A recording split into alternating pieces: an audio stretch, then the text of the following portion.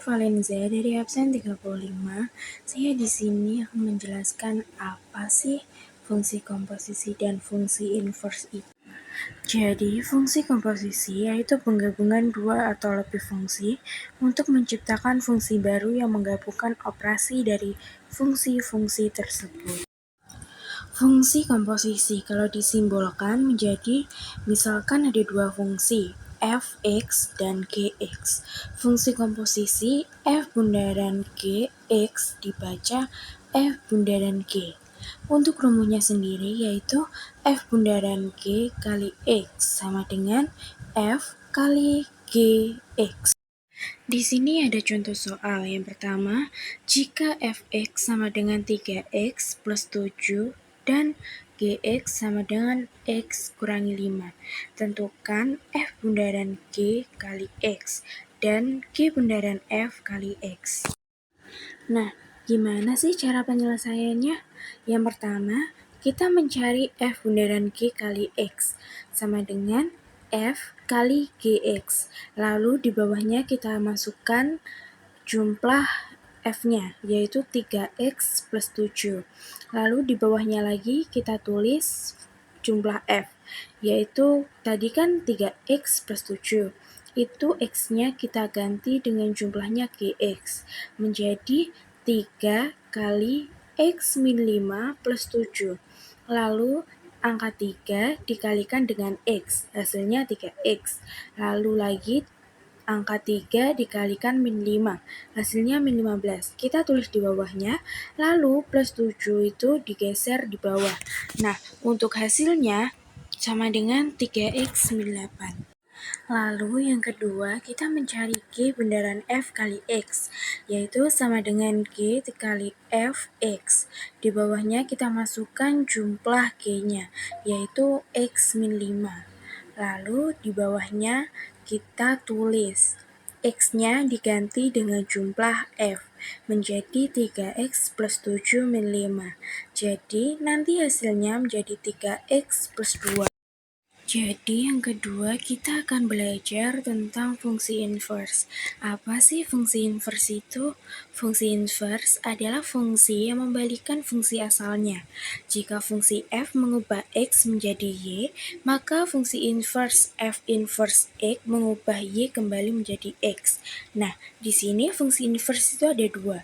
Yang pertama fungsi inverse linear dan yang kedua fungsi inverse pecahan. Nah, di sini aku akan ngasih tahu rumusnya dari fungsi inverse. Yang pertama, ada fungsi inverse linear, yaitu fx atau y sama dengan ax plus b.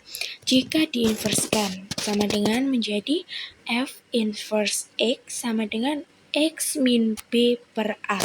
Lalu yang kedua ada fungsi inverse pecahan. Rumusnya sendiri yaitu fx atau y sama dengan ax plus b per cx plus d. Jika diinverskan menjadi f inverse x sama dengan dx plus b per cx min a. Nah, di sini ada contoh soal dari fungsi inverse linear, yaitu tentukan inverse dari fx sama dengan 3x plus 5. Kita masukkan di sini fx atau biasa digunakan dalam y. Kita di sini menggunakan y ya. Y sama dengan 3x plus 5. Lalu 5 dipindah ke depan menjadi negatif. Y min 5 sama dengan 3x. Lalu 3-nya dipindah supaya x menjadi sendiri, yaitu menjadi y min 5 per 3 sama dengan x. Jika diinverskan, akan menjadi f inverse x sama dengan x min 5 per 3. Di sini y-nya harus kita ubah menjadi x ya teman-teman. Yang kedua, ada contoh fungsi inverse pecahan, yaitu tentukan inverse dari fx sama dengan 2x plus 5 per 3x min 7. Nah, di sini seperti yang pertama tadi, fx-nya bisa kita ganti dengan y. Jadi ditulis y sama dengan 2x plus 5 per 3x min 7. Seperti biasa, 3x min 7-nya kita pindah ke depan. Jadi Y kali 3X min 7 sama dengan 2X plus 5. Di sini Y-nya kita kali dengan 3X. Y kali 3X sama dengan 3XY. Dan Y dikalikan min 7 sama dengan 7Y.